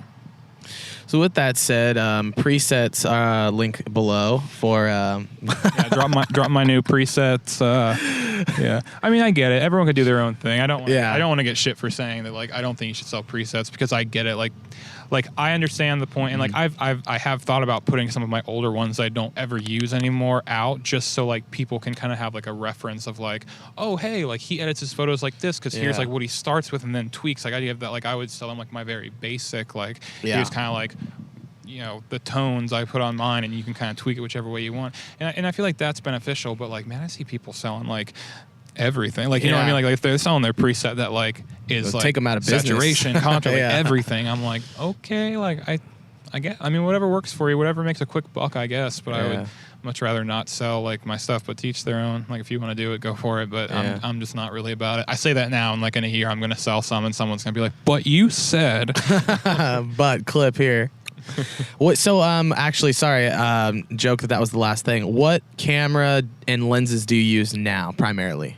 Right now I use a Sony. I use an A7S II. I'm on the Sony train that I see everybody hopping on now. Oh yeah. Yeah, dude, everybody is. Everybody, It's just, it's so much, it's light years ahead of Canon. It is, yeah. Well, I think that a lot of people are switching now because I feel like they thought Canon was going to come out and put something out that kind of that could like compare to that, and they really didn't. I mean, kind of like, was it the 1DX or whatever? Like, kind of, but like it's like 5 times more expensive. Yeah, and it's like, yeah, with Sony, it's just, that's the thing. Like, I dropped my Canon in the ocean doing a shoot on the beach, and I was like, I have to start over because I didn't have insurance on it. I was like, so I literally had to buy something new, and I was like, I'm just gonna buy a Sony just because I see people talking good about it. And that was like 2 years ago, and dude, ever since I've been like, this is so sick. So I shoot the A7S II, and as far as lenses go, I just got a 70-200, so I'm using that for it's a Canon brand, and I'm using like an adapter for it or whatever. Nice. So I like it so far. It's cool. It got me some good shots last night. Last night was the first night I used it, and I have a Sony Zeiss 55 and a Sony Zeiss 28. Okay. And I think the 50 is 1.8 and the 28 is 2. Okay. Yeah, I use those mainly. Like, I want to get a 24-70 just so I can have some. You're not going to get on the Sigma train either? That's the thing I did. I bought a Sigma 24-70. Okay. And I just don't like it. Like, really? It's too heavy. And they are heavy. And the adapter I have isn't built for Sigma, so the autofocus isn't that fast on it. So that for me is like, well, I'd rather spend a little bit extra money and maybe go the Sony route. Yeah. And get an actual native lens where I know the autofocus. Because like, I use a lot of autofocus too when I'm doing video, because I have my gimbal and I don't have a follow focus on it yet. So I just set it to like autofocus, and it follows really, really well, which is why I use the Sony lenses, because they are very, very light. So it works with my gimbal. But yeah, I mean, besides that, like the 70-200 is the only one I have that I don't throw on my thing. And I mean, I don't know. I feel like I said, you can make good with whatever you have. So I don't feel like there's like a certain like lens you should have. Like, I definitely recommend everyone get a 50, especially if you're doing concert photography, just because it's a great lens and it's a cheap lens. But like, just make do with what you got. Yeah. I love the Sigma 35. That's like the only lens I use now. Know. That's it. Yeah, I've been thinking about buying a 35 or something, just because I had the 70-200 and it kind of, and it was a 2.8 consistently, so I was like, oh, I can throw it on 35, and it's like a 2.8, and no, I need to actually buy one. It's so awesome. But there's so much stuff. Like, dude, there's so much gear that anytime I think about upgrading or doing anything else, I get super overwhelmed. Yeah. Because I'm not someone that can just go and buy it in store. I have to like research it and make sure I'm buying the right one, and I get too caught up in the little details on it that I'm like, oh, I start freaking out. I'm like, but if I get that one, then I can get that one, and then if I get, it's like the comparison. Yeah. So eat you alive. Yeah, but yeah. Well, we can just end it here. Thanks so much for coming on the podcast, man. You're welcome. No, dude, thanks. I've been wanting to do this for a while, so it's cool to actually find time to meet up and actually do it. Yeah, dude. Because like I love listening. Dude, I'm so big into podcasts right now. Really? So, yeah, and so like I've only done something on the second podcast I've ever done, because I did one with my friend PJ from Australia, and that was really, really fun. But more and more people are starting to do them, so I'm like, let me hop on your podcast. Yeah, it's fun, Let's dude. chat. Like, oh no, I take it back. I did do Kay's podcast too. Okay, yeah. And Yeah, she's got a good one. Yeah. Shout out, Kay. Shout out Kay Antonio. But yeah, dude, thanks for having me on. It's nice to see your face. Of course, man. Nice to see yours as well. All right, guys. Well, we're signing out. Cayem podcast out. Later.